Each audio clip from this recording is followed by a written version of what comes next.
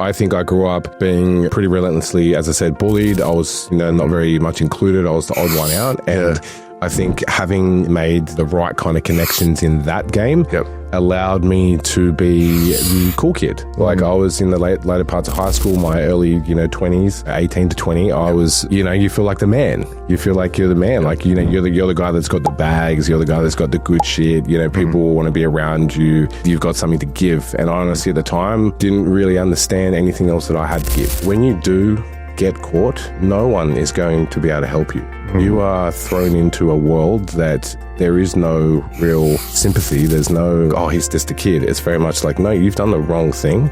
And this is the punishment. And it's a huge wave of helplessness that I ended up getting arrested as part of a organised crime syndicate. Like, I can remember quite vividly to this day the moment I got arrested. The first thought that goes through your head is shock. It's just like, fuck, all of this is for me. Like news crews, 2 car fulls of guys that got guns pointed at me. I'm thinking, I've never even seen a gun. And I got this guy pointing a gun at me, getting out of a car saying, put your fucking hands on the steering wheel. I'm like, right. And you're just thinking like, whoa, this is really bad. The biggest moment for me when I recognized how much like growing up I needed to do was like, obviously I needed to look after myself in jail and grow and keep myself out of trouble because I had people depending on me for one, and I needed to depend on me. There was no one fucking else. Is that when I actually ended up getting sentenced, it actually took me about 1.5 years to get sentenced. So, oh, wow. Yeah, so I was on remand for about 18 months, and the scariest part about that, and this is where it comes down to hope as well, is that there's hope and there is hopelessness, and you want to go down the road of hopelessness, like be my guest, but it leads to nowhere. Hope, although it can be really, really dangerous at times because it forces you to be vulnerable, it is what I kind of clung on to through that experience, and it's what got me to being sentenced. And I do believe that once I got sentenced, it was one of the things that made me go like, yeah, I can do this.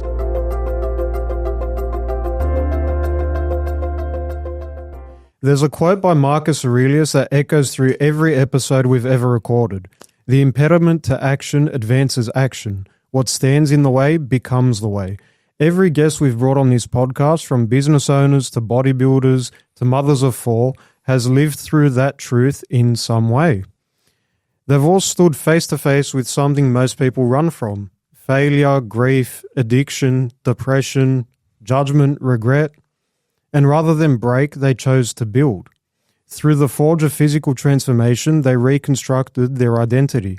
And today's guest is no different. This is a story about death, prison, drugs, failure, but also powerlifting, jiu-jitsu, coaching, and climbing back from the bottom again and again.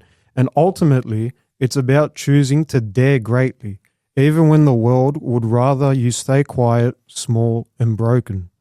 This episode is a reminder that your body is not just flesh, it's a reflection of your beliefs. Your training is not just a habit, it's a philosophy. And your discipline is not punishment, it's proof that you haven't given up on yourself. Welcome back to The Jack Philosopher. Today's guest is someone who's walked through fire and lived to tell the story with strength, depth, and purpose. From losing his mother at 5 to jail time, addiction, powerlifting records, and now helping others find clarity and discipline, this isn't just a transformation story. It's a conversation about what it means to become a man of virtue when life tries to break you. If The Jack Philosopher is about building a body that transforms your life, today's episode is a masterclass in exactly that. This man's body has been a shield, a weapon, a battlefield, but above all, a symbol of his resilience and values. Please welcome to The Jack Philosopher, Nick Ockrim. Thanks for voice. Thanks, Nick, Adam. how are you, bro? Good, guys. Good. Awesome. So we met recently, actually, as I just joined up at Pata Performance, and it was interesting how the way that we sort of ended up chatting, it was about things that we had in common, right? And it's one thing that we brought up from the conversations we had with each other at the gym is that how adversity ends up bringing all of us boys who have been through shit, just mucking around as young guys, getting into trouble, and we all end up finding our safe space in the gym, right? So with regards to your story, what initially got you into the gym, into the powerlifting space, and how did you come about to essentially, starting your journey through strength? Yeah, so I think basically, as you said in the intro, that like my mum passed when I was about 5 years old. But And look, my dad was always into training. It was probably one of the things my mum hated about him the most, that he always trained at a garage gym and all of that. So we always grew up, even without my mum, we grew up around a dad that constantly trained. But he was back in the era where, don't train too early or you'll stunt your growth. So we weren't actually allowed to train when we were kids. And I think a big thing for me was after I did lose my mum, I didn't recognize at the time, but I definitely through my childhood turned to, I think, food as a bit more of a comfort and a soother and something I would do in private that I would, it was just the way that I kind of dealt with it. And I think at that age, you don't really recognize those patterns. You have no idea that they're actually habits. You're just kind of doing whatever your initial brain response says to do to kind of deal with what actually it isn't really conscious about what you're actually going through. It's a bit of an emotional escape. Very reactive. Yeah, very reactive. It's almost, I would say even into my early teens was something that just feels automatic. You're stressed, you're feeling vulnerable, you're feeling, angry, whatever it might be. And the nearest thing, without even the blink of an eye, you just turn straight to, I'm going to make a fucking sandwich. Yep. And that was my early childhood. I did get pretty relentlessly bullied through primary school for being a pretty overweight kid. I mean, when I was actually backtracking a little bit, I was actually diagnosed with a thyroid condition when I was 2 years old. Okay. So underactive thyroid? Yeah, so underactive thyroid. So that was, it's called pseudo-hypoparathyroidism. Parathyroidism.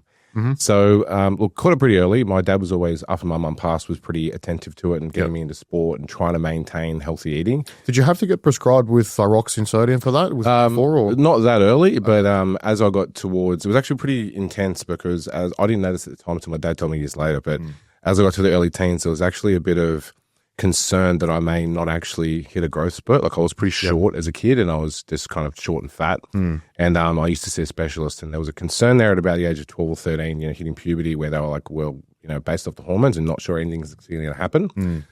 Right. But then you do start to face, serious circumstances like dwarfism and stuff like that, right? So it was about that age they decided, like I was prescribed T4 thyroxine to help balance that out.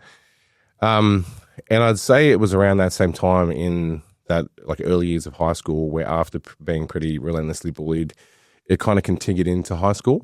I dabbled in the gym a little bit just because my dad was always in it, but nothing ever really serious. I think I always lacked the confidence to feel like I deserve to be there because you feel like, I'm just a fat kid if no one thinks that I'm going to be doing anything special here. So you don't really feel like you're included or want to be a part of it. And I guess some of the boys that I was going to school with had started to train. And one of my good friends at the time had started, and there's like in early high school, there's a couple of guys that are the alphas, like 100% footy, and they're like pretty jacked for your age, they've got the genetics and all of that. And I think it was about year 9 where I had an experience where you go to like all school sport, and we go to the gym, we go to the PCYC, and I was like, all right, I'm going to go, and I still remember there was this kid in our year that had like he was able to bench press 100 kilos, right? And I don't know what it was. I don't know what it was within me, but I kind of just felt like, what? I feel like I could do that. Like you just looked at it and I thought, what? I reckon I could bench that. And I haven't benched fucking at all. Anyway, I got down to the bench. I just gave it a crack. My mate was spotting me.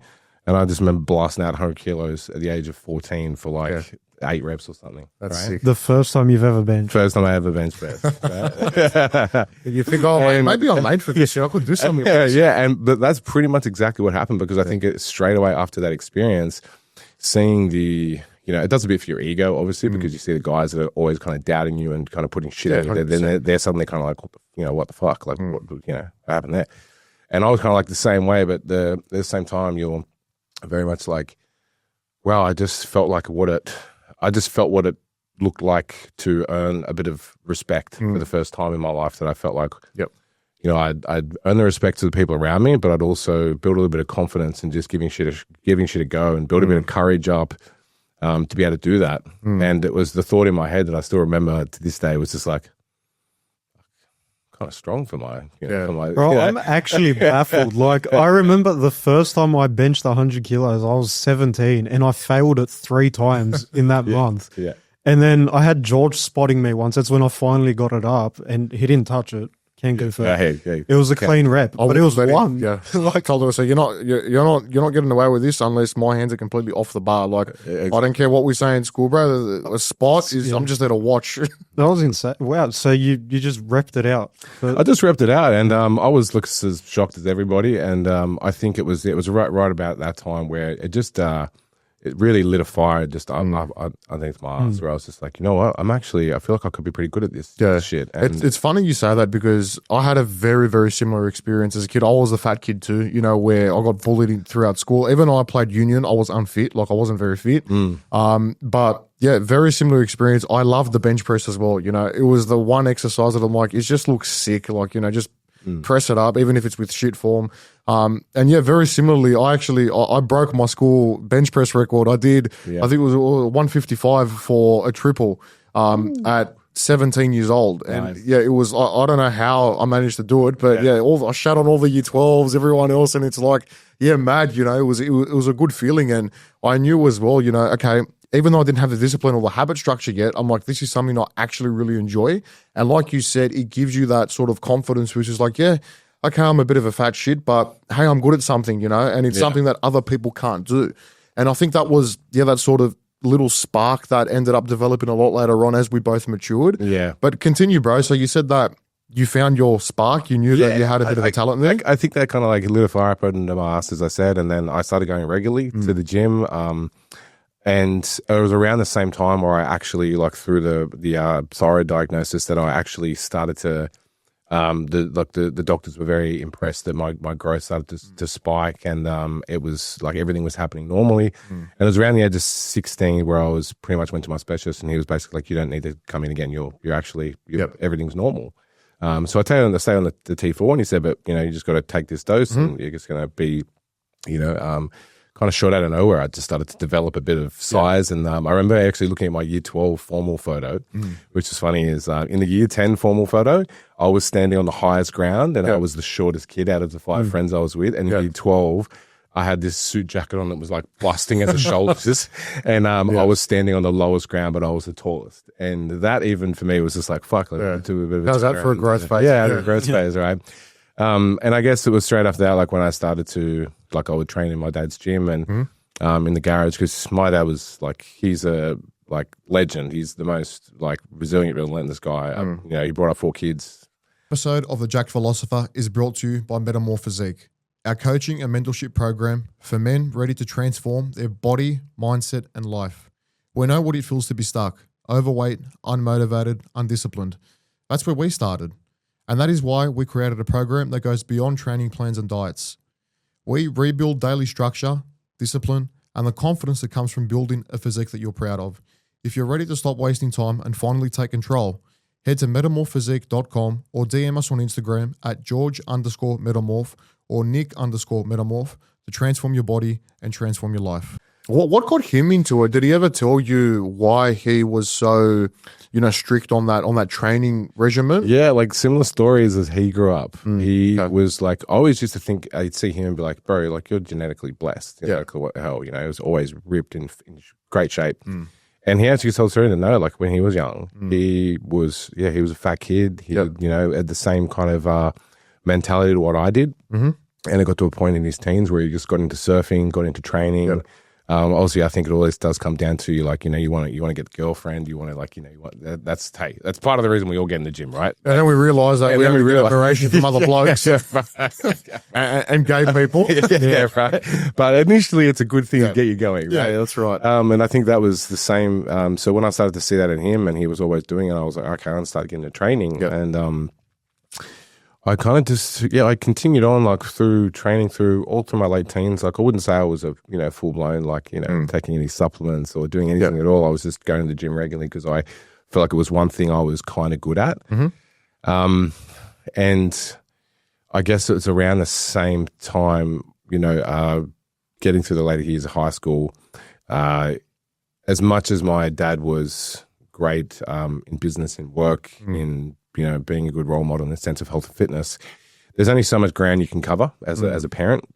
And I definitely noticed that I was very independent in the sense that I wanted to build something better because we were never well off. We had one parent, 4 kids, And it was like, well, I'm tired of this shit. Like, I want to be able to do what I want to do and make moves. And I feel like I was always that like entrepreneurial kind of like, I want the everything. Yep. And it definitely drew me into the wrong crowds. Like, it drew me into the wrong environment. Training probably took a bit of a backseat, and I got mixed into the wrong shit. Yep. And I guess that's where the second phase of my life kind of started to fall apart there, right? Well, as you got into that phase, were you thinking that getting into, the wrong shit was like the easier way to make money and to build something? Or? Absolutely, yeah. I thought, look, if I can, like, we didn't get a lot of, like, we weren't getting pocket money. We were doing chores. We had to grow up fast, like at the age of 10, 11, I was cooking dinner for my brothers and sisters. Like, we were doing shit that kids at that age don't normally do. Yep. But we had to help, my dad out. And it was rough. It was very rushed. It was harsh. And I just got to a point where I thought, like, I can handle more responsibility, and my dad can't give me more. And I'm gonna do it myself. And without guidance, I guess, it kind of just turns into one thing leads to another. And I thought, like, I want more money. I want to be able to, like, move out of home. I want to build something because, I was just having in my head, like, my dad's not going to be able to, give me a house deposit or do anything. Right. Or even buy me my first car. I was like, well, like, I want to buy my own first car. Like, fuck it. We were the same. Yeah. We've had to, our parents are both working class. Dad's a teacher. Mum works for the public service at the state level. And, it's funny because I actually went to a very good school too. So my parents sacrificed a shit ton to be able to send me to a good school so I could pursue rugby union, not turn into a fat shit. And just, mind you, I got a 33 ATAR. Like, I just completely, flunked my HSC. But either way, it's funny because I was surrounded by other kids, my peers. They were all very, very well off. Going to a school like that. Everyone, their parents are entrepreneurs, business owners, CEOs, very high up. I went to school with, one of the kids, his dad's the CEO of ANZ Stadium, another one. Like, we're talking very, very high-end businessmen. And these kids are going away on, these holidays, very luxury, like, well, one of the kids, their parents are buying them Beamers as their first cars, and I'm sitting there driving Dad's VT Commodore that he owned me. Mate, I was happy I had a car. I remember I had the old, like, I think it was a Hyundai something with with the choke on it, man. It's a manual choke. Like, that's what I was. I remember when I actually bought my first car, and it was a Mazda Estina with the flip up lights, and I thought, I've fucking made it. I got flip up lights on my car. Like, this is exceptional. Put a subwoofer in it, all that stuff. Sick. But I guess getting into it was definitely about. It was definitely about. I think it was like, I want to turn this into a drug empire or anything like that. I just was like, I want to make a bit more money. I want to be able to support myself and I want that. I'm curious though, like, what drew you specifically to that crowd? Because obviously, growing up, we have our different influences and whatnot. And I went through a very similar path, funnily enough, to you. I don't know whether it's just that sort of maybe ADHD mentality, or deep down we like the sort of the rush of doing things that, potentially involve high risk. But for you specifically, like, obviously, there's a million ways to make money, right? But we both chose one avenue and we thought, this is going to be a quick fix. What made you choose that as opposed to just getting a normal job and saying, I'm going to save up and do things the right way, and essentially just build up money that way? It was, looking back now, it was definitely all ego driven. Yeah. Right? Like, I think I grew up being, like, pretty relentlessly, as I said, bullied. I was, not very much included. I was the odd one out. And I think having, made the right kind of connections in that game allowed me to be the cool kid. Like, I was in the later parts of high school, my early, 20s, 18 to 20, I was like, you feel like the man. You feel like you're the man. Like, you're the guy that's got the bags. You're the guy that's got the good shit. People want to be around you, and you've got something to give. And I honestly, at the time, didn't really understand anything else that I had to give. I didn't think there was any other component to me that I was confident enough in to be like, I can explore that. I always felt like, well, I don't know what else I'm going to do. And I just was, I guess that's what really put me in that scene where I was like, I just want to be, you want to be valued. You want other people to look at you in that way. Yeah. And I guess it gives you this false confidence that like, fuck, I'm the man, right? And at that stage in life, we're always seeking validation from others. It comes later when it's from within. Yeah, and I think that's where it's got a lot to do with growing up, like, without a mum and with a dad. I think that's in any situation with a parent that's left on their own. Yep. I have so much respect for it because it's hard to wear all the hats, like to wear all those hats. And like your kids at that time too, they need a lot of guidance. They also need a lot of validation. Yep. And when you don't get that, you're going to look for it elsewhere. And I think that was a big part of it. I'm like, well, like my dad doesn't have time to tell me he loves me all the time. He doesn't have time to get a good job.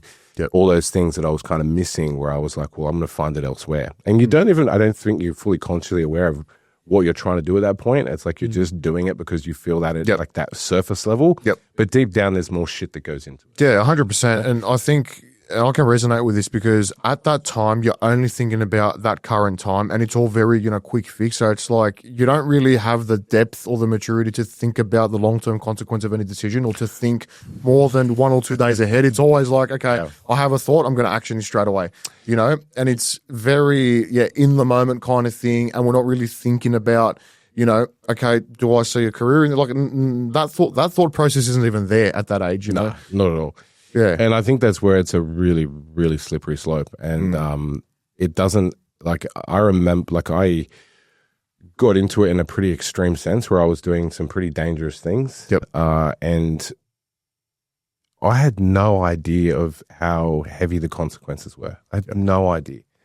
I always thought about it. There's always this part of you at that age, and I think that's where a lot of adolescent kids get it wrong these days, is that you think to a degree like, well, someone's going to be able to save me if something goes wrong. Like my parents will save me. Yeah, yeah. When you are fucking with law to that degree, and this is something that was a really harsh, kind of moment, was that when you do get caught, no one is going to be able to help you. You are thrown into a world that there is no real sympathy. There's no, like, oh, he's just a kid. It's very much like, no, you've done the wrong thing.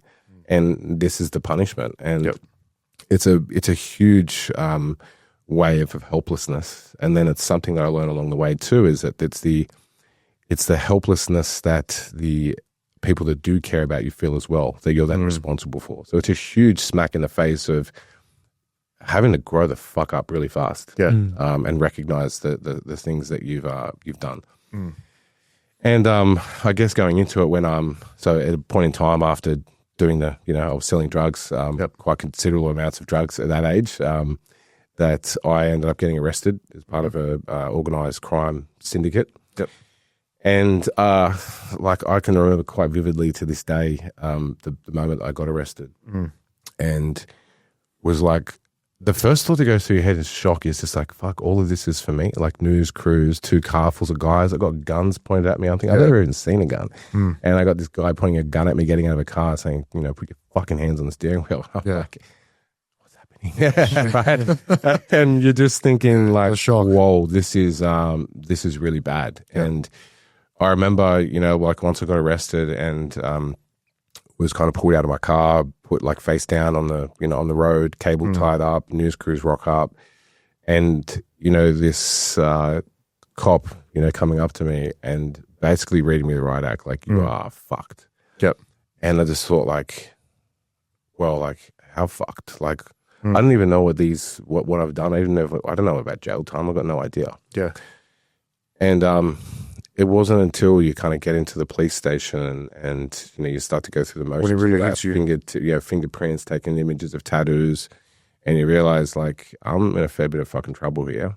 And I remember I formally refused a police interview, but they bring you in anyway and kind of go through, like they want you to obviously chat, and they bring you in and kind of go through, well, like I remember him saying it to me that 4 of the charges that I had carried a minimum non-parole period of 15 years.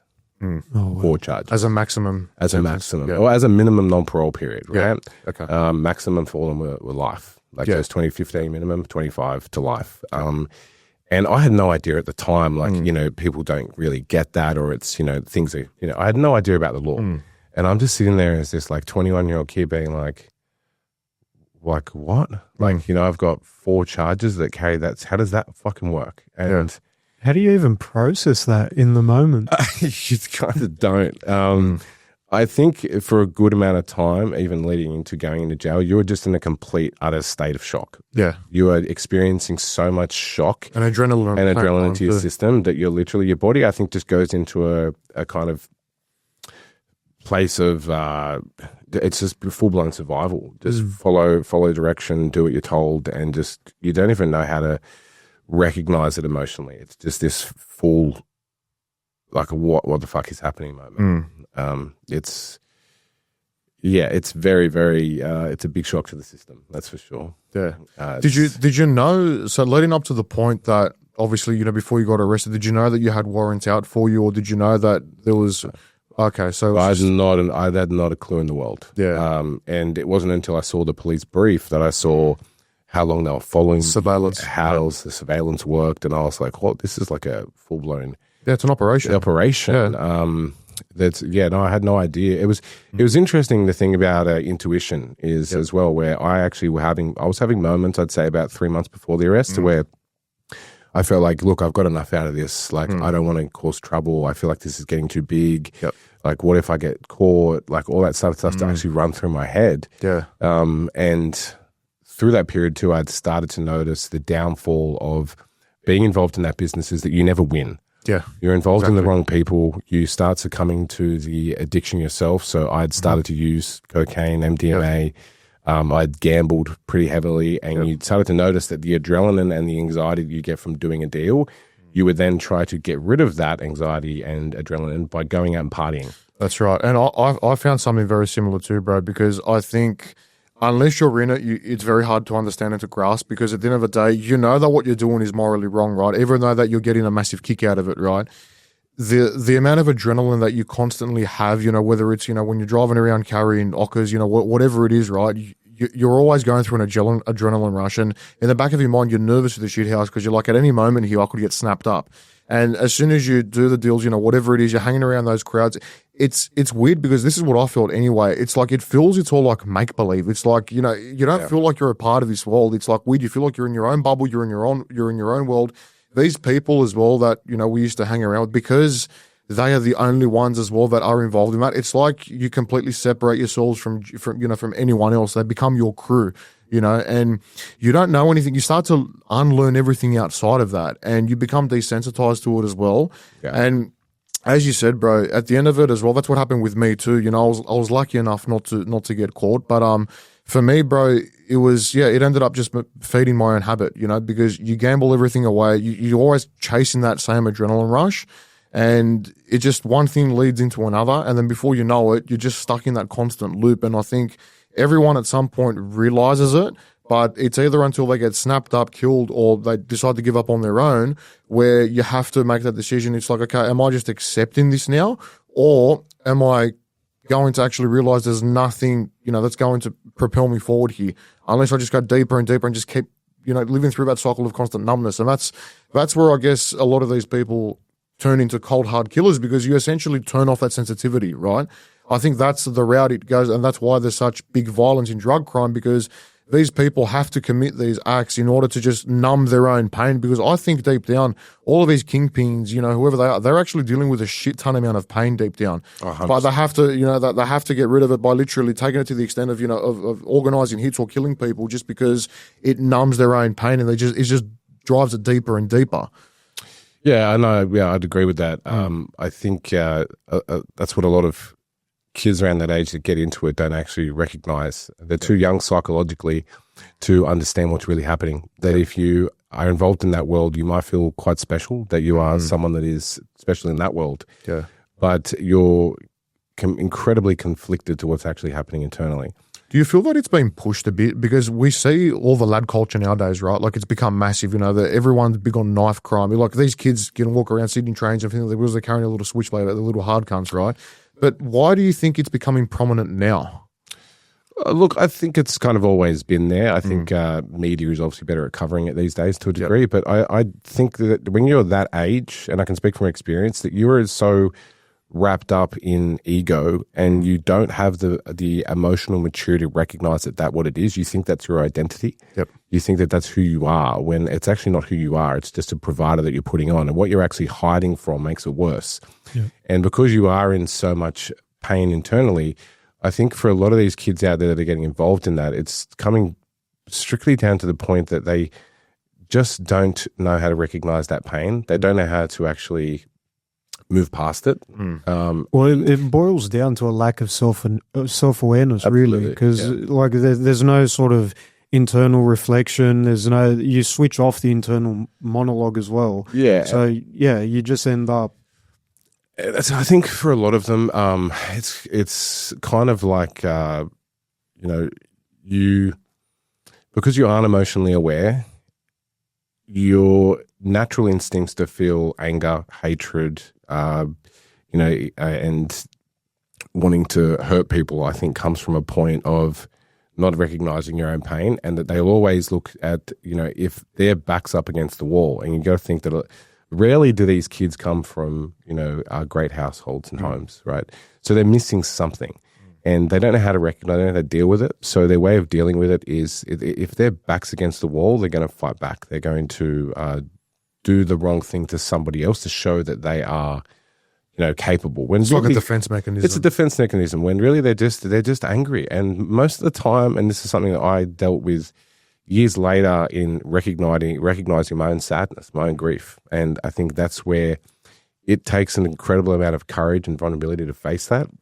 And I don't even think it's necessarily their fault at that age, because you're not at that age really taught how to have that amount of self-awareness. So I didn't realize until after I got out of jail, or even going through jail, that I was like, I actually understand now that the reason I've been trying to prove myself, the reason I've been trying to seek validation, the reason I've been so angry, rageful, hateful, is because internally I'm just really fucking sad. I'm just really sad, and that is the first thing, is how do we remove sad from our psychology initially? Is we're going to do everything we can not to feel it. And the best way to not feel it is to be angry. And how did you come to that realization? I actually, after I got out of jail, look, this is where we go a little bit forward step, but I got out of prison and recognized that nothing really changed. Right. So I built up getting out of jail is going to be, this is like, oh my God, amazing, like an ecstasy of like relief that I'm released, and that I have, able to do things again. And I recognized very quickly that I was still carrying this huge load of like, I was just fucking angry. Yep. I was angry at what happened to me. I'd angry at what I was done. I'd angry at how people treated me after it. And it wasn't until I actually met with a psychologist one time, who I was referred to by a friend, and I kind of blurted all this out. And she just drew it straight back to my mum and was like, have you ever, understood that, your mum has died? And I just had such a wave of like emotion from it that I'd never really felt. And she just basically asked me, it was like, how does it make you feel? And I said, incredibly sad. And straight away, the response at that point is, I'm feeling incredibly sad and I don't want to feel it. So what am I going to do? I'm going to get angry about it. Yep. I'm going to lash out and be like, well, fuck sadness. Fuck that. What does it do? It doesn't help me. It doesn't help anyone. Like, fuck you for telling me that. Like, fuck the world. Fuck everything. And when you start to use terminology like that, which a lot of these kids will use when they're out there shooting people, stabbing people, it's coming from a place of fuck the world. Like, it's very selfish. It's, I'm the only important thing. Your life, your family, your responsibilities, anything that you have going on, I don't care about. I care about me and me being able to fight back. And they don't even know why they're fighting. But meanwhile, the only way that they're sometimes going to learn that is by ruining another life. Yeah. That's right. And that's the unfortunate part about it. So before we go post-jail, I want you to take us back to, you were charged, obviously, you said that the police were giving you all these charges and whatnot, and you were in a state of shock at that point in time, right? Walk us through the process of, obviously, then you've been charged, you've been given your sentence. What was going through your mind, and how were you able to process that, knowing that this was what the potential, next 2, 3, 4 years were going to look like for you, just from, an emotional, a psychological perspective? Just walk us through that process. Yeah, I mean, I was in the police station. I'd been formally charged. Yeah. I had 33 charges at that point, Yeah. which was, I couldn't even fathom it. Yeah. And I had no idea really what came next of the process. I just knew that I don't even know now what I was feeling. I think it was just a shitload of fear. Yeah.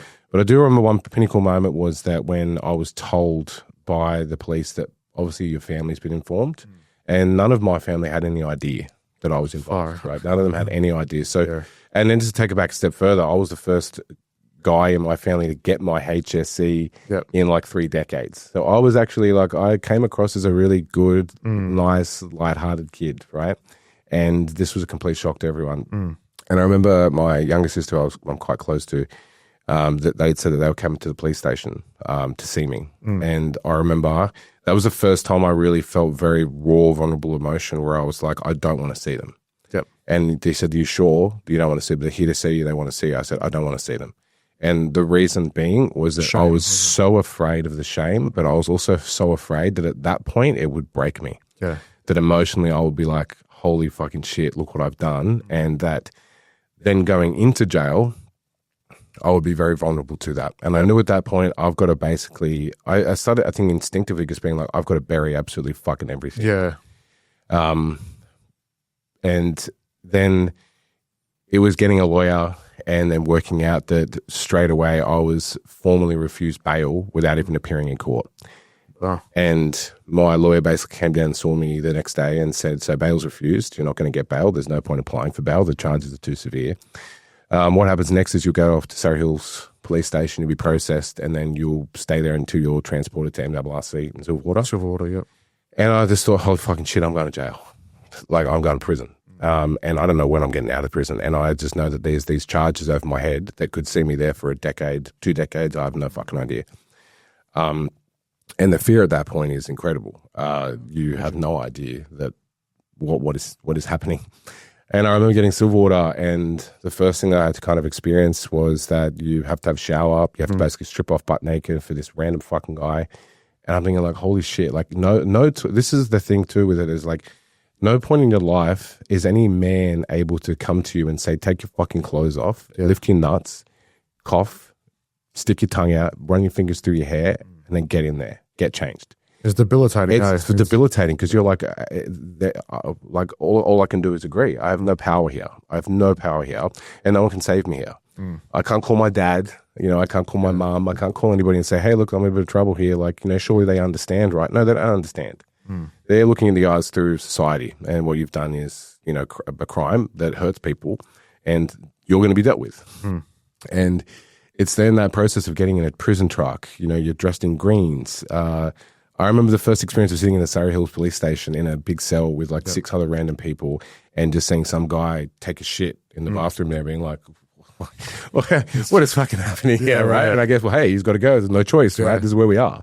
You can't just, it's little things like that. You straight away recognize the lack of freedom. You have no sunlight.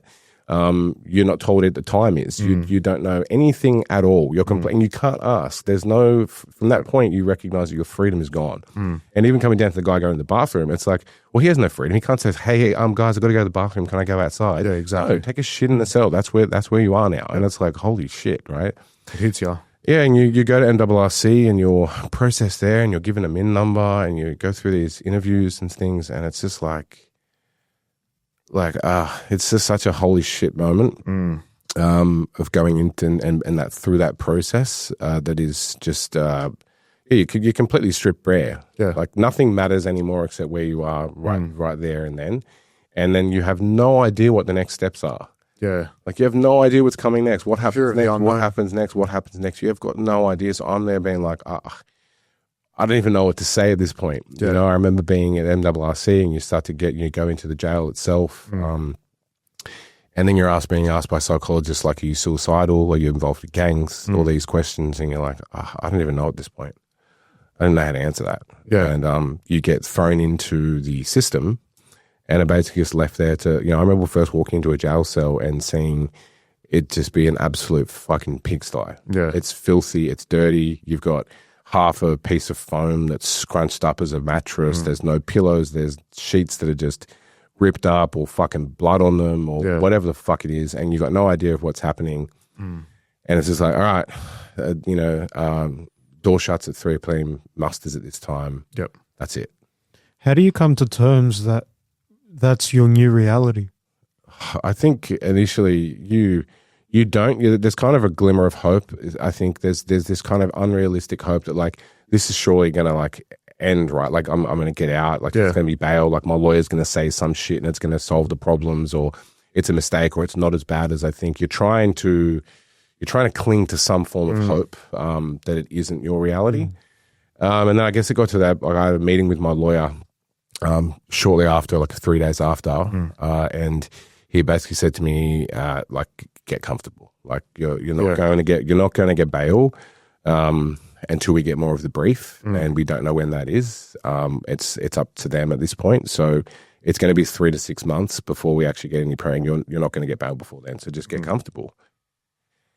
And that was like, I walked out of that being like, this is my new reality. This is my new reality. And it's interesting when you look at like things, I think they're instilled within you in your own spirit, because I think it was at that point, kind of like the moment when I said I first got into that bench press, where and it's a very drastic comparison, but I look at it in the sense, and that belief that I had with myself that I could get down on that bench and just bench that. The same kind of thing lit up in me in there at that point where I was like, okay, I've got told to get comfortable. Now I can see how this system's going to work. Yep. Like I can either completely succumb to my emotions at this point and it's probably going to be really bad. Or I can get resourceful, kind of work out what kind of happens, and I can do this. Yeah, right? I can try to be aware enough and have enough street sense to be like, I know what's happening here. And I think that's the most important decision that anyone has to make when they first enter the system, because if you have that, like you said, that initial fire in you from when you do that bench press, from the training, and I think that decision that you made then and there, right, could have possibly been influenced by, your sort of competitive nature just from the lifting perspective. Absolutely. Right? I think it's an internal part of, like, as we say about strength is physical, there's mental. Correct. I also think there is an aspect that is spiritual, that internally that there is more to you, that you can do more, that you're capable of more.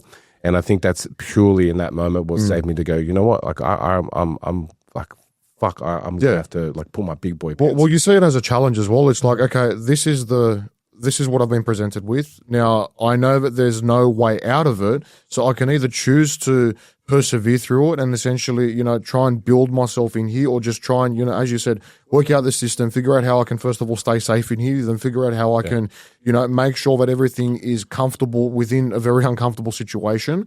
Or I can just be like, okay, guys, where I can find meth. Like, exactly. That's right. literally the two decisions that you're presented with. And very, very quickly, I think I worked out at that point that jail is a place where if you do appear to be weak, you are going to have problems. Yeah. And if you do succumb to the bad habits, just like you can out here, right? You can succumb to the same bad habits in addiction, in gambling, and whatever. But the consequences in there are far, far more intense and far quicker.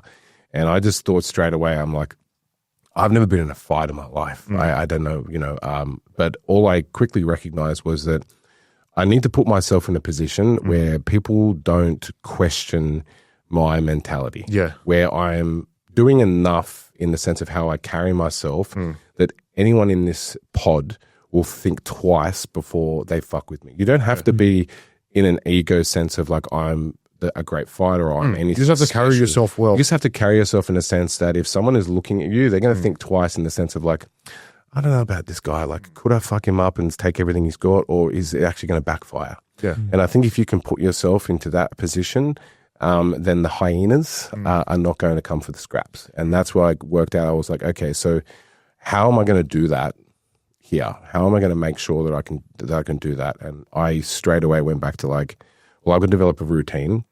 And I remember having a conversation with my dad and basically him just saying, you've just got to train. Get up every morning and stick to some form of routine that will help you mentally. Yep. And I had a conversation, I'm fighting back tears on the phone. Like I'm about to bawl my eyes out every minute. And you go out to the dip bar and the chin-up bar and you do your laps and it goes away. You focus on that. And I think that's one thing that people look at in there and be like, well, he's kind of got his shit together, so maybe not. Yeah. And being a reasonably young offender, there's a lot of testosterone. There's a lot of angry young men. Yep. And I think that is purely what saved me a lot of the trouble in prison, was just to carry myself in a sense that like if you're going to fuck with me, think twice. Yeah, exactly. Right? That's all I wanted people to think. I didn't need to go above and beyond. I just wanted to be the guy that was just like, don't try because you don't know. Yeah, exactly. And that's the mentality that I took into it from the get-go. And I guess that image of you was built just by having that sort of structure, that routine, the training every day. It's like, okay, because this guy is so structured and disciplined, maybe it's not a good idea to mess with him. Exactly. And right? do you think there was an element of respect there as well? I think that develops because this is where going through jail, where training really became apparent to me of how big a part of my life it was. Is that even in a place like that, which is there is constant heartbreak, aggression, anger, fear, sadness. Yep. There is so much ego, pain involved that you can really, just by showing up with enough courage and sticking to what you know in the sense of training, routine, that people will kind of respect you, but also kind of come to you for a little bit of guidance. And I was very surprised when I first noticed that, where I would be doing dips and have some random guy that looked like he had maybe never done a dip in his life be like, bro, you do this every day. Like, what do I do? And I'm like, oh man, like, yes, like sweet, jump in. I mean, in that environment, you're not going to say, fuck off, because you don't want drama, Exactly. So you would just be like, yeah, man, jump in. And I think pretty quickly I recognized, like, wow, man, like this actually, in all of the shit places in the world, I can inspire some other dude to get off his ass, get away from the fucking card table, get away from the fucking drugs, and come and do some sets of dips and push-ups and whatever the hell it was. And it was just like, wow, man, this is actually pretty cool. And he's following my suit. So, I mean, I'm doing something that's for me, that's also rubbing off on other people in the worst of the worst. Right? I think it's funny that you brought that up, because you said you're in an environment, right, where the expectation or the premeditated thought is automatically pain, sadness, all these things, right? But what I think as well is become apparent is that at the end of the day, all these men that are in there, they genuinely want something a little bit better, or they know that, a lot of them that are in there, have been like yourself, who did have potential, or who, did get in for the wrong reasons and aren't, just the pieces of shit that a lot of jails do have. But they're lacking that sort of leader even within the pods, right? Or that person that's actually going to show the example first and say, hey guys, we don't have to just completely go in emotional, psychological loops of pain, emotion. Like, you can actually do something. And I think that's where the essence of respect becomes, developed there, and the other inmates will start to notice that, because you are firstly showing up for yourself, and none of them know how to do that, because I think exactly right. They're too afraid to escape that constant cycle of, of pain, of thinking about, what could have, if, whatever. And they see someone, who's just decided, fuck it, I'm going to bite the bullet and just, accept that this is a situation. Okay, I'm going to train. I'm going to do dips. I'm going to do chin-ups. And they actually resonate with that, And it's funny, because even now, like, if we fast forward to, where all of us are now, right, within our coaching businesses, I think that's why we resonate with a lot of the people that we deal with on a day-to-day basis, and why you have people that, potentially have had our past as well. It's like the energy rubs off, and they can feel it, and they can see, okay, you've been there, you've gone through that struggle, but you've chosen to, overcome that. Yeah, and I think when I was in jail, something that I recognized pretty quickly was self-leadership. Yep. Right. And I think that's a big component of being a man in general. And I think I learned that. I went into jail a boy, a very, very scared, naive, stupid boy that had no idea how to recognize his own pain. And I think through starting to develop some aspects of self-leadership of like, this is how I need to conduct myself to survive.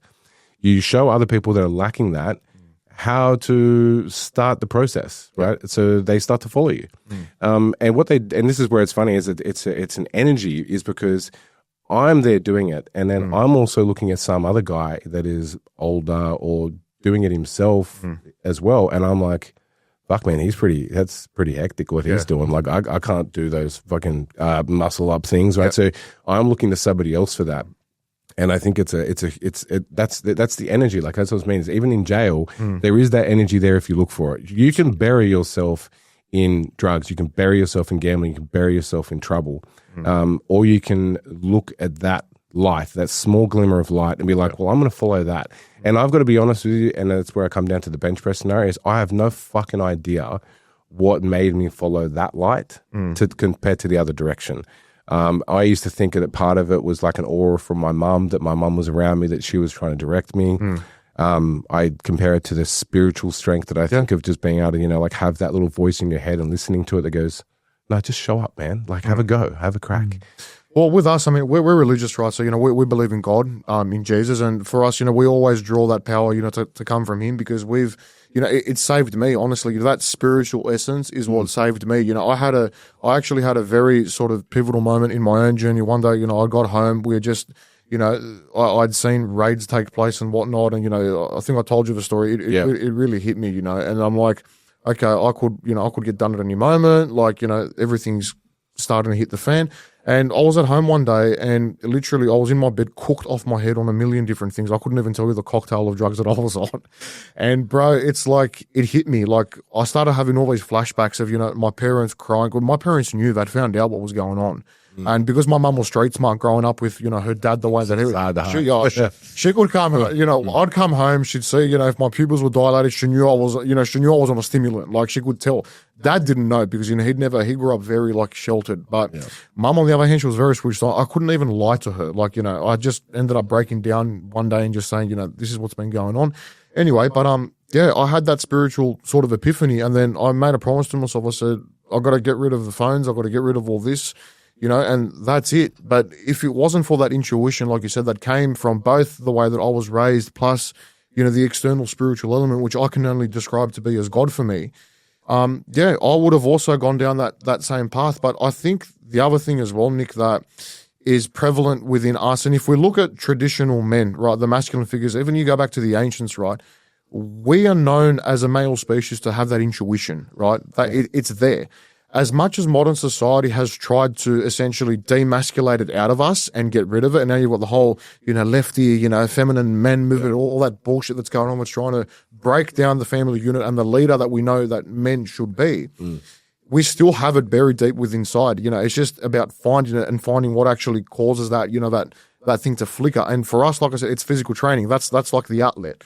For someone else, it might be, a discipline of some sort, whatever it may be. That's why we, things like jiu-jitsu, like you said, and I want to go into that as well, how you end up getting into that. But I think that's what it is, bro. That's brought you to that state where you've decided I'm going to go this route and actually build myself and find my purpose through, this physical act of training, as opposed to just look for the nearest, needle. Yeah, and I think that's, the with masculinity, and I think where it gets tainted and really wrongly put is like there is the physical element of being a man and being a leader, but I do think it comes down to a lot to emotional maturity. So I think there's a bit of a confusion with it, the whole thing of like men need to like bury their emotions to just show the fuck up anyway. No, my opinion is that men need to know how to regulate their emotions. Okay, you need to regulate. You need to actually recognize them all. You need to actually understand them to a degree. Not everyone's perfect. You do fuck up, of course, but you've got to be able to recognize that and then know how to show up for yourself and the people that are relying on you, and when to be vulnerable as well, because that's a massive. And when to be vulnerable, and I think the biggest moment for me when I recognized how much like growing up I needed to do was like obviously I needed to look after myself in jail. And grow and keep myself out of trouble because I had people depending on me, for one, and I needed to depend on me. There was no one fucking else. Is that when I actually ended up getting sentenced, so it actually took me about 1.5 years to get sentenced. So, oh, wow. Yeah, so I was on remand for about 18 months, and the scariest part about that, and this is where it comes down to hope as well, is that there's hope and there is hopelessness, and you want to go down the road of hopelessness, like be my guest, but it leads to nowhere. Exactly. And, hope, although it can be really, really dangerous at times because it forces you to be vulnerable. It is what I kind of clung on to through that experience, and it's what got me to being sentenced. And I do believe that once I got sentenced, it was one of the things that made me go like, I can do this. Because before that, I think in the earlier parts of jail, I would look at it and be like, and it went through my head, I'm like, fuck man, if I get more than 10 years, I'm gonna kill myself. Yeah. I was like this, I can't do this. Like fuck 10 years. I'm 21. Like, when we get out at 31, I'm broken. Those thoughts can destroy your life before it's even happened. And I think when it came down to getting sentenced, a very emotional moment was like, I'm sitting in this courtroom. A judge is about to dictate to me what the next years of my life are going to look like. And I was doing my absolute best in that moment to not look at my family that were watching this happen. Yeah. And I was so fucking scared. I remember I could not stop my legs from shaking. I was standing, I had to hold on to the thing in front of me because my legs were literally trembling. And I remember locking eyes with my younger sister who was bawling her eyes out. And it just made me, like, when you see that you have contributed to someone else's heartbreak, I think that was a moment for me where I was like, I cannot let that be the end, and I cannot do that again. So it was a time for me where then the second the judge kind of said to me what it was, and the lawyer said to me, like, you've got 2 years left to go, I was like, yep, I can do that. Because there's no fucking way I'm going to be the cause of that. Not a chance. So that was a moment where I think learning how to be vulnerable and having courage is actually that is the truest element of strength, regardless of physicality.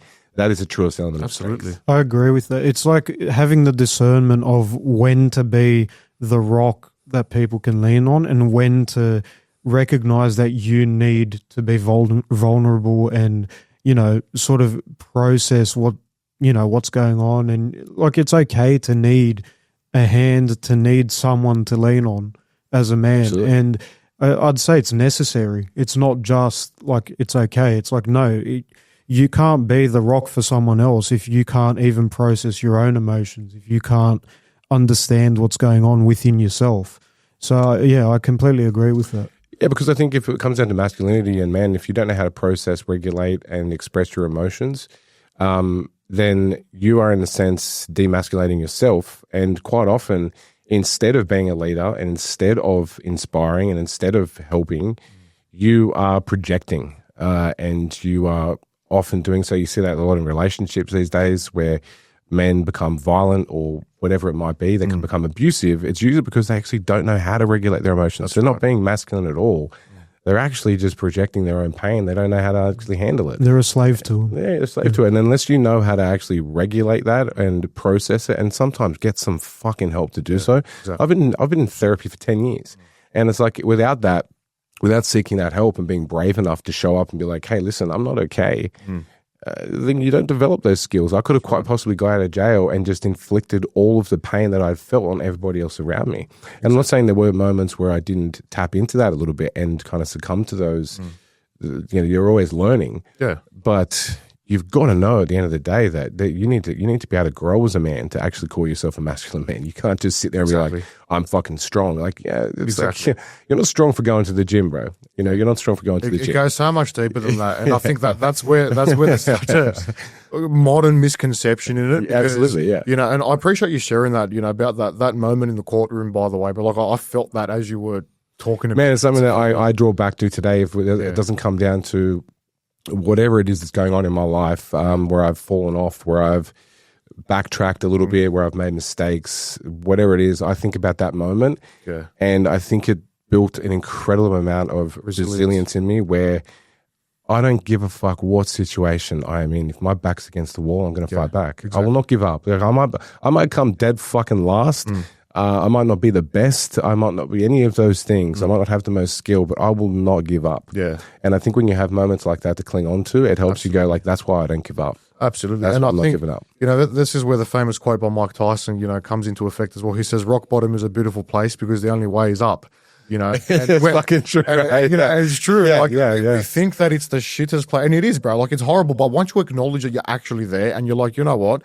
My life can't really get any worse. And this, like, especially when it comes to, like you said, fathoming the thought of giving, eternal heartbreak to someone else, especially someone in my immediate family, which, I went through with my parents, you went through with your sister and, with your family when you got the sentence. It's like, you know what? That's probably the worst thing that I can do as a man, as someone who is supposed to be a leader, someone who's supposed to be caring and loving. Someone that looks up to you. Exactly. Someone that admires you, someone that has spent their whole life thinking that you are going to be someone that protects them and supports them, and you've just shattered that. Exactly. It's up to you then to rebuild that. That's your responsibility. And that was a huge component for me. And then it's also knowing in the back of my mind that if my mum was standing in that courtroom, she would have been absolutely fucking heartbroken and disappointed. And I think what you said about rock bottom is true. Like, rock bottom, you can only, the only way is up. I agree with it.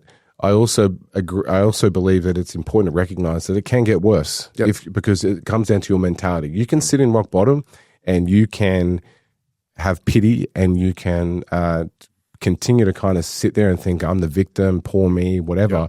And that rock bottom is going to become your reality. And you'll continue through your energy to continue to double down. You'll double down. Existing, you think it can't get worse, it'll get worse. And that's why we said that decision was made when you were first sentenced. You're either going to establish a routine or, guys, where can I find the next heroin rock? Where can I find that? And then where can I get myself into trouble? Exactly. Where else I'm going to get myself into debt? How am I, you're going to crumble. And I was just like, there's no way I'm getting out of this situation worse off than how I came into it. This is not happening. It's not going to happen. I've got a bit of a question with so after jail, obviously you're out now.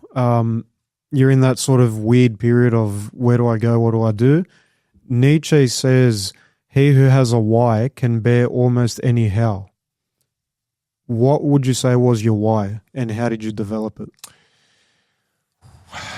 My why, I think at that point definitely came from a big place of fear, to be honest with you.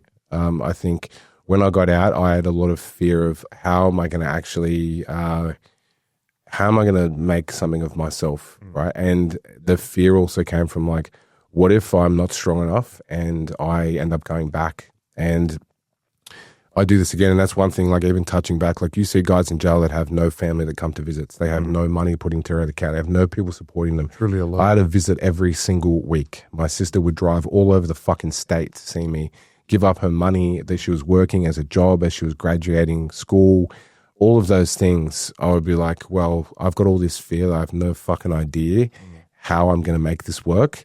But my why is that there are people that still believe in me, and that makes me have to work out how to believe in myself again. And that's, I think, the true story after jail was like, it was working out where and how I was going to do that. How am I going to create this self-belief? Because there's people around me that are like, come on, Nick, you're out. Like, let's get things back on track. Like, here's a place to live. Here's a couch to sleep on. Here's a little bit of money in your bank account. What are you going to do with it? And it's like, I fucking don't know at this point. But I'm gonna try to work it out. What was the process? How long did it take you? So between getting out and then, finding your groove, obviously now, everyone knows you as Nick the powerlifter, Nick the coach. How long did it take you to actually transition from, that sort of place of uncertainty to then developing, the career that you have developed, the passion for powerlifting, competing, all the things that you've been able to achieve now? Well, I think it's like, tying back into that, it was getting some opportunity. So when I first got out, I knew after experience what I had done in jail with training, I was like, I think I really, because going back just a little bit, when I was in the Young Offenders Program, I had somehow developed enough of becoming a man to be a leader in that part of jail. We're actually got an award at the end of it for being the leader of my group, which, I got an award in jail, man. Like, fuck yeah, right? So I got an award for being the best of a bad bunch. And I think that was like, okay, like I'm seeing here in a little bit of I'm a bit of a born leader here, and I can do this shit. And I think then it kind of, when I got out, I was like, I want to get into fitness. I reckon I can fucking help people. Not just through the internal stuff that I've learned mentality through prison, but I want to learn the skills I can now to develop this further. And I was thankful enough that I had a friend that actually worked at City Gym in the city and got me a job working reception. And at that time, I was working 3 fucking jobs. I was working at a gym reception. I was working for a meal prep company. I was working at ASN, the sports store in the city. So 3 sports. I was working 3 jobs, and I was like, how can I get involved in this shit as possible, right? And start to actually network and create some connections. And then I had no fucking money. I was actually broke. I was forced to go bankrupt when I got out of jail due to some pre-existing debt that I wasn't really aware of, which kind of sunk me a bit. And I got a job there, and then I managed at some point. I actually got a loan through one of those fucking terrible high interest loan places. Oh, no. Because it was all I could access. Hey, I've been a victim of it. I'm still paying one off at the moment. I'm and still paying it off. it's horrible, but I just thought, I'm like, okay, if I can get this loan, I can do my PT course, I can start doing PT, and I'll be able to pay it back faster. Because right now my income is capped to this kind of like rat race that I'm in with 3 jobs that don't pay much. And at PT, I know I can make more. So I was like, I'll do the course. So then I was driving out I was doing my job at City Gym. I was driving out to Parramatta and doing the course during the day. And I did it express so that I could get done as quickly as possible in like 3 months. And then I was back at City Gym. I was working reception and I could start doing PT. And I think it was shortly after that where I was still pretty lost at the time. Like I had fucking no clue what I was doing or anything. I just knew that I was pretty good at training, and that even in that environment, I noticed that people had started to gravitate towards me and look up to like, fuck, you're pretty strong for it. How old are you? And I'm like, oh, like 25. Yeah. They're like, you ever done any gear? And I'm like, no. I've never done any gear, right? Like, yeah. Do you want some? That's Gym special. Like, no, brother, I'm on parole, bro. I can't take this shit, right? And I remember I had a good friend at the time that was a trainer there that we used to train legs together, and it was, getting pretty hectic. And I remember one day I noticed I was pretty good at squatting, and I squatted 260 kilos for 6 reps. And I think I got a video somewhere, but it was at that moment I got noticed by another friend who was kind of in the industry as a PT. They kind of approached me and said, like, bro, like, I just saw this like grumpy looking motherfucker across the gym, and he just badass, beltless, no knee wraps, no nothing. He just raw dogged a 260 squat. Like, who the fuck are you? And I was like, oh, I don't know. I feel like saying to him, and now if I were to say to him, I go, man, I'm just an angry motherfucker, and I just like lifting heavy shit because it helps me suppress my ankle a little bit more, right? That's where I started. And he invited me basically out to Base Gym, which was Sebastian Orib's gym out in North Sydney at the time, and it was his brother Cameron Orib that was that I'd also talked to, and I remember going out there and really still being pretty lost. Like I had no confidence. I had very little self-belief. I wasn't really sure what I was doing. I just knew that training helped me manage my emotions. And that I happened to be kind of strong. And I went out there and remember, like, I was being put through a squat session. I was like, let's see how much you can squat. And I actually managed to squat 300 kilos for 2 reps. That's nice. With the first time wearing a belt, no knee sleeves. And I remember, did you know how to brace properly for that, or you just fucking clue. I was just raw doing it, right? I had no fucking idea. For the rep. I think in one of the reps, if I get the video, I think one of the reps I was like, and I went down, and I was like, it's just like go for glory, right? But again, it comes back to that thing that for some fucking sick, weird reason, I looked at that weight and thought, I reckon I can do that. And it's different too when you've got someone like Sebastian Orib, at the time was a huge motivator, and like still is like a one of the like top guys in the industry, and he's standing behind me, spotting me for this squat and believing that I can do it and yelling at me. I'm like, this is fucking sick. Like, here's this guy who's seeing me do this, and he's like, bro, this guy is strong. And I think straight after that, he basically said to me, like, have you ever tried powerlifting? So I have no idea what powerlifting is. I think it's that thing that fat guys do when they lift a lot of weight. He's like, well, no, like, and Sebastian at the time, I think had a 350 kilo squat. He was like 100 kilos. And I was like, okay. Because I was like, listen, I've been the fat guy. I don't want to be the fat guy that just lifts heavy. I want to be like, I want to look good and I want to lift heavy. Like I want to be strong. And he's like, that's, you can do that. And I was like, okay, all right. So I just basically strong. So I was like, all right, like let's give this shit a go. And I think at the time in my life where I was at, that was getting into that and actually having a goal and something to reach for. That process started to really teach me how to believe in myself again on the outside world, because it's easy to do in jail, because you've got no other real responsibilities.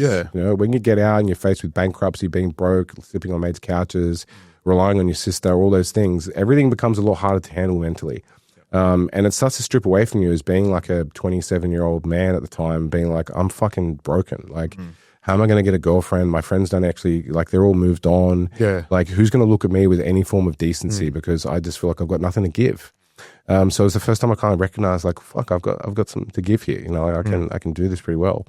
And it's as if training, it becomes your anchor in a way. It's like, you might be in a bit of a shit situation in terms of life circumstances, but because you have that now that you've turned into a passion and you can lean on it, it's like, you know what? everything can go to shit, but I know that I can lift like a heavy motherfucker and just, and it makes you happy. Like it genuinely makes you happy. And I was the same, bro. It's like when I started to realize, firstly that I was strong and then, I started to lose weight. It's like the gym became my safe place. It's like, you know what? Because I was unemployed for a long period. We both used to work at Qantas and we actually got made redundant when COVID hit. And that's when I got into my whole, drug dealing era. I was unemployed. We're on the job seeker payment. And I was just spending all that on drugs, gambling, like, just rubbish shit. We had no direction. And then when I started to lose weight, then I decided to get into bodybuilding. My journey actually started at City Gym as well, believe it or not, because Paul Haslam was my first coach. Yeah, Paul's a great guy. Yeah, so he was my first coach. And he said, okay, this is what we're going to do. This is how we're going to run, the bulk, and then we'll plan a competition. I'm like, all right, sick. And then, as you said, bro, like knowing that I was strong, I was starting to look better. It's like, okay, awesome. I'm still unemployed. I can barely afford gear, but I've got this passion and nothing's going to stop me from persevering because I know that I'm finally good at something, Yeah, I think that's when I prepared for that first powerlifting competition. There was a few things that happened with that really set me off in the sense of having more confidence. Yep. One was the fact that I'd done this like whole preparation. I was like, I just went through all preparation for this competition. Yep. I had people that believed in me. I, felt good about it. And then I did my first comp, and I remember I hit a 925 kilo total. My first episode. Your first comp. Yeah. So first comp, I hit a 330 kilo squat. I think a 330 kilo or 320 kilo deadlift, and at the time I had a 220 kilo bench press. It was around there, something around that, right? I can't remember exactly. But I think beyond it, it was the fact that like people came to support me. People were yelling my name. My dad has always been a huge idol of mine, and I think it was one of the first times where I remember taking a photo with my old man and being like, "Fuck, he's pretty proud of me." So that was pretty. Moment. Yeah, that was pretty huge. So I think from there it definitely developed into like, this is the savior. This is the thing that's going to push me into the, and then it's getting noticed too. So it helps your business. So I remember there, and the guy at the time that was a promoter for the competitions came up to me after I'd finished the comp, because I won, and was like, he's like, who the fuck are you? Yeah. I've never met you. I've never seen you on Instagram, anything like that. Like, who are you? And he invited me to do the competition in Melbourne at the Arnold Expo called Pro Raw. Yep. And I was just like, wow, like shit's actually happening. And it was straight after that first comp that I started to land clients as a PT, because people respect that. They respect that process, right? It doesn't necessarily need to be bodybuilding. I think it can be anything where you actually show someone that you can go through the process and work on yourself and build yourself in that respect, that people look up to that. They're inspired by that, and they want you to show them how to do it too. And that's why I think it's so important for personal trainers. It doesn't matter what you specialize in, but you need to be able to walk the walk, walk the talk. Yeah, like you need to be able to practice what you preach, because as I'm sure you've seen on Instagram too, there's a lot of these body positive personal trainers, or just, people that will give their clients a certain program that they will never follow themselves, or give them a diet that they won't stick to themselves. Whereas it's like, if you continue to show up for yourself, and you go through the process, you're posting about it, you're trying to influence and help other people, it doesn't matter what your accolades are, right? But people will gravitate towards those behaviors because they respect the discipline and the grind, which is why, even you brought up to me a couple of weeks ago, you're trying to, you're cutting down weight again, you're in a calorie deficit, not one, just to show up for yourself and to, look a bit more jacked, but number two as well, because it's like, hey guys, I'm going through it again. Like, it's the process. You've got to be able to know the suffering, all right? Exactly. You've got to be able to know the suffering. If you don't, I actually argued when I was doing my strength and conditioning course with a coach there that was saying that the coach does not need to be good at the sport. And I completely disagreed in the sense where, like, I don't know, they don't need to be the best, but they do need to know all of the ins and outs of the experience, because you can't be a bodybuilding coach without doing a bodybuilding show, because you don't know what it's like to be that hungry, or to have to show up when you're that fucking tired. And I don't believe I'd ever take advice from someone like my first coach was, like Sebastian Oreb, and I'm like, this guy's a fucking weapon. Exactly. The reason I listen to him is because he has done it. He knows. And it's not just that. Another thing as well, and this is a big thing that separates coaching from just your average PT, It's that there's a massive psychological component to coaching, which I was just about to which you can't understand and be able to give feedback on and advice on if you don't know what that emotional experience is. Absolutely, and we see this with diets. Even when we talk about fatigue with training, if you program a specific training block, a mesocycle as we call it in exercise science, to a client, and you don't know how the fatigue parameters are responding, or you don't know how to assess, where the progression is going based off their, progression levels, based off, how they obviously are doing progressive overload, their fatigue, the nutrition. If you can't gather and understand that feedback from a coaching perspective because you haven't done it yourself, then you could be potentially running them into the ground, Absolutely, yeah. And you, for example, you specialize, with females, you work with a lot of females, obviously understanding the female psychology is something that's, become very important to you, and knowing how to be empathetic from that perspective, right, which has got to do a lot with your own development as a man, right? I'd say, would have helped heaps with your own coaching progress, right? Oh, massively, yeah. I think, and that's something that you've got to know. You've got to show empathy. And I mean, there's a fine line between you've got to be able to show empathy and you've got to be able to call people out on their bullshit, right? Yep. And it's hard finding that balance. It's hard finding the balance because every individual is a little bit different. People take things in different ways. But it's a skill. That's what coaching is, developing that skill set into how to support someone. Correct. Through what they're going through. Because it's not all about just being in the gym and what they want to achieve on that surface level, be it, they want a bigger ass or they want to fucking, build whatever it is they're trying to lose weight, whatever it is. You've got to look at everything that goes into their life outside of that and be like, okay, what's going to work best for you? And what are the roadblocks for you mentally? Yeah. And I think that through personal experience with a lot of those roadblocks, it's only then that someone can say to you something you in a call or a check-in or whatever it might be, where I go, yeah, I feel that. Yep. I've felt that before. I know exactly where you're at. And this is what I've done and this is what I've seen work and how to move through that. And a lot of it's got to do, aspect. Yeah, and it's got a lot to do with, like breaking down things like perfectionism and all or nothing thinking, but also looking at and teaching people how to pay attention to the small details that make up the big details. People think like, I just want to be in a calorie deficit, I want to lose weight, I want to build muscle. And it's like, okay, well, like, let's look at your habits outside of that, because that stuff is like, that's what you need to do as part of the routine to achieve the result. But what are you actually doing to plan towards that? Like, how do you actually approach your day? What do you first think when you wake up in the morning? Yeah. Do you focus on your sleep? What things how do you speak to yourself?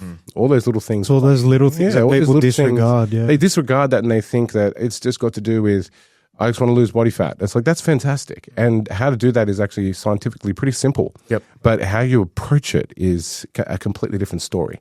Because if you're so goal driven without being process driven, you're always going to hit the same roadblocks. Yep. I'm going to a calorie deficit. 2 weeks into it, you're into it, and then you're like, I can't make this work. That's right. The reason you can't make it work is not because you're in a calorie deficit, it's because you're not actually approaching a calorie deficit in the right way. And you haven't developed a system to be able to also deal with potential roadblocks or, things in life. A big thing that we're noticing now, we've noticed that, towards the Christmas period is, you get a lot of excuses from clients around this period. It's like, Christmas, silly season. It's like, okay, why don't we extrapolate what Christmas or silly season is, right? And actually just say, okay, it's the 25th of December. It's another Thursday, just like last Thursday. The only difference between this Thursday and last Thursday is that there has been, some sort of premeditated association that's been driven by, social media or media or just people in general that associate this period with just getting on the piss, getting on drugs, doing what the typical Australian culture does.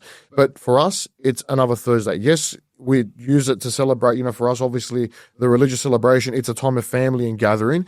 But your decisions based off what food goes into your mouth, right, or what you choose to partake in, that's completely in your control, right? So if you don't develop a system during the normal period of the year where you are going to be able to make that necessary judgment on that day on how you are going to approach it with regards to your training, your nutrition, your habits, then you will hit that roadblock, and that's such an important thing that you brought up, which is, imperative to any successful, coaching client relationship. And that starts with building that communication through empathy, which, as you said, is a skill that needs to be developed.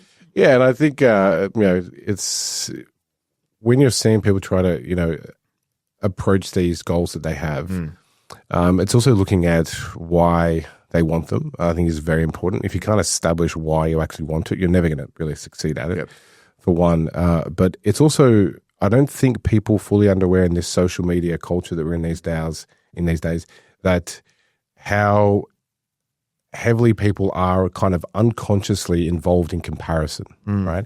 And they think that this is where the whole thing that comes down to this warped perception of what a calorie deficit looks like, what foods it looks like, what training needs to look like, what mindset and habits need to look like, is built off this false kind of idea that you need to do everything to this degree to get the result you're after. Where for most people, like, if you are compliant 80 to 90% of the time, you're going to get the results. You're going to get the results, right? But too many people are thinking that they need to treat their experience like a monk that's a bodybuilder, right? Without actually having the goal of being a monk or a bodybuilder. And that's why they get stuck, because you're not trying to remove every single thing from your life. You don't need to eat chicken, broccoli, and rice for every single meal. You need to undo that thinking and start to get resourceful in what it actually needs to look like for you. But that's why I think people look at social media like, oh, I want to do a 12-week deficit. And it's like, okay, well, if you're not getting on stage where you do have a very time-specific and a very physique-specific goal, then this needs to look a little bit different for you, because otherwise you're attached to this outcome that is not actually achievable or realistic with your current circumstances. And it's not sustainable long-term. It's not sustainable. So it comes down to choices. And I think it's around this time, especially, with the Christmas period, where I've said to clients recently, where it's like, okay, you do have choices when it comes down to events. Okay, so if you're a bodybuilder and your goal is to get on stage and your competition is January, your coach will be telling you, well, you're taking your food to those events, you're potentially not eating at those events, you're not drinking alcohol, you have a very time-specific goal, okay, and a very physique-driven outcome. And that is a choice and a requirement of that process. Exactly. Where I think for a lot of people, they fail to recognize that is a choice, and they kind of want that outcome without recognizing that they are choices. Where I've said to clients, basically, if you do not want to slow down your progress, right, then you do have the choice of not going to the event. You have the choice of not drinking or eating the event. You can take your food to the event, okay? But if you are not comfortable with making those choices, then you need to surrender to that and understand that through this period, you need to just be consistent. And if you can be consistent, then you'll get to the other end and start the new year in a great place to continue to push forward, because it is a lifestyle you're trying to achieve, not a direct time-based outcome. Exactly. That's exactly what I preach on my social media as well. It's like, for most people, why do they train? Why do they eat healthy? Well, it's to be around for a good time and a long time. Yeah, and that's exactly the thing, right? So I think that's where it gets a bit of a slippery surface, where people are like, I've got to be so perfect through December. It's like, no, you don't, right? You don't actually have to be perfect. There's no such thing. If you keep trying to chase that, you're never going to get it. You're always going to feel like you're failing. And that's when it comes down to mentality. And it's like when you ask in check-ins questions like, what are your wins this week? And people say, oh, I don't have any wins. No, you're just mentally in the wrong state. You're not actually recognizing all the small things you're doing well. You're just focused on the fact that you are not perfect. That's right. And when you're focused on not being perfect, everything is shit, because it's unattainable. So everything becomes bad. Everything is terrible. And you can't recognize any parts of the process that you're actually enjoying. And when you're not enjoying the process, what do you then do? You give up. People give up. They get complacent. They go, oh, well, fuck it, I'll start again next year, or that just didn't work for me, or whatever. It's like, no, it actually had nothing to do with that. It had nothing to do with that. The fact is, you were just going about it the wrong way. Exactly. You touched on something that I really liked a little bit earlier, where you said, what are the things that you're telling yourself? Like, how do you speak to yourself? How important is that? And how do you sort of reframe what you tell yourself? Like, how do you reshape how you talk to yourself? Oh, look, I think something these days that I think is a very hard skill to acquire in today's society is developing the ability to have self-compassion. Self-compassion is going to what gives you and makes you recognize self-love. And I think if you don't know how to get up in the morning and look in the mirror and find one good thing about yourself and one encouraging thing you can say to yourself, then you're always going to land on your fucking face, right? It's got a lot to do with how you speak to yourself. That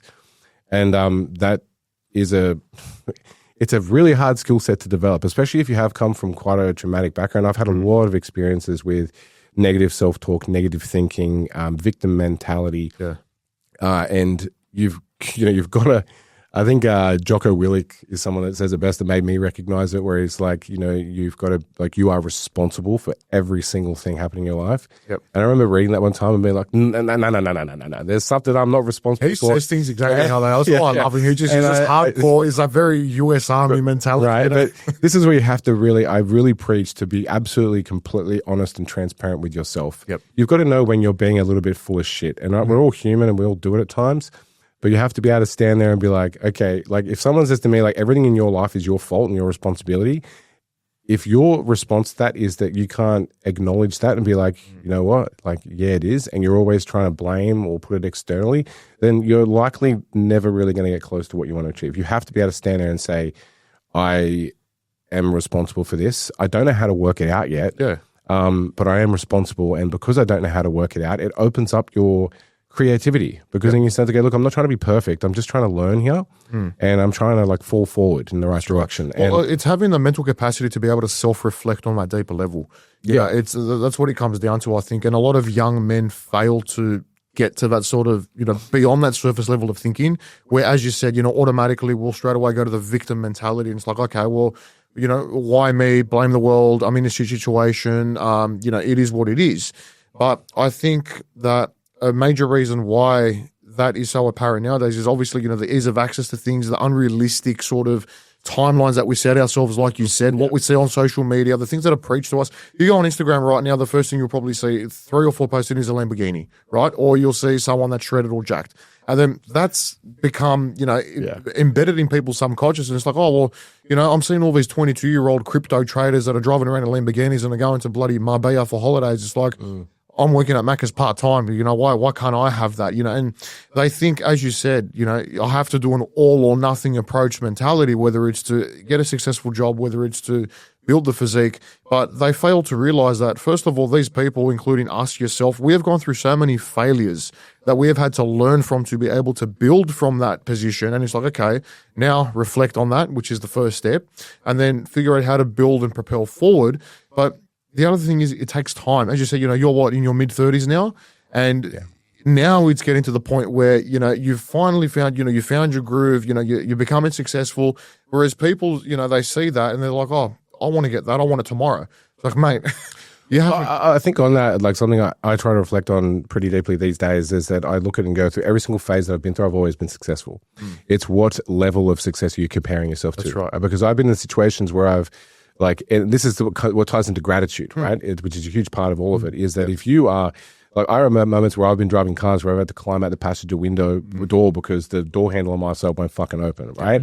And now it's like, now I drive a car that's like, really reliant. It's not a fucking Lamborghini. Yeah. But if I can think about, like, what, from where I've come from, the success I've created at where I'm at is pretty fucking exceptional. Because I remember driving that shithole fucking Holden that I couldn't even get out of the driver's side car. And now I'm driving a car with air conditioning and power windows and leather seats. And it's like, that's pretty fucking cool. But if I'm trying to tie that in together, but I don't have a Lamborghini, then I'm putting shit on myself immediately, which ties into being quite negative about the situation. And I think it was something I learned quite recently, where it's coming down to, like, the perfectionism isn't the same as self-improvement. And that's where people go wrong, right? It's like they're constantly trying to do everything, have everything, be this perfect image of everything.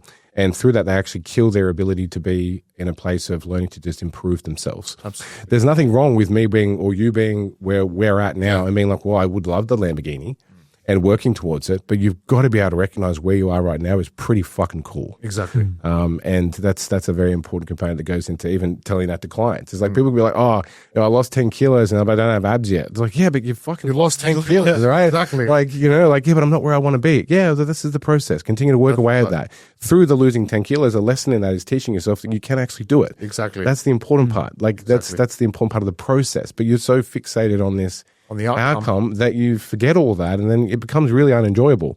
So it's also recognizing your mistakes as well along the way. Like, you've got to be able to look at your mistakes and be like, yeah, fuck, like, I fucked up there, right? And that's completely okay. Yep. It's not okay to stay there and continue to fucking dwell in that and all that kind of thing. And I think where people kind of lose perspective is when, they need to have in their head that it's a lifelong journey. Like, you're not doing this just for the next month or two. So it's okay to fuck up. We all do. It's how you respond to that and how you move forward from that. Yeah, 100%. 100%. Yeah. And I think social media doesn't really leave any room for that, right? Because you're constantly on social media, you're told that every fuck up is setting you back. Yep. And it's like, it's actually not. You needed to learn that, right? You needed to learn that. And again, tying it back to jail and all that kind of thing, but it's like, oh, like, do you regret it? It's like, look, I mean, if I could have learned those experiences in a different way, oh yeah, I may have chosen that, right? But the fact that it all happened the way it did and that I am who I am today based off that, I'm like, fucking, that were all lessons I needed to learn. It's your path. It's your path at the end of the day. You know, it's been set, like it's in the past now, and all you can do is obviously now teach other people going forward, and you know, use your experiences and in the industry that you're in to help other people overcome their own mistakes, and that's through your own story, bro. That's awesome. Yeah.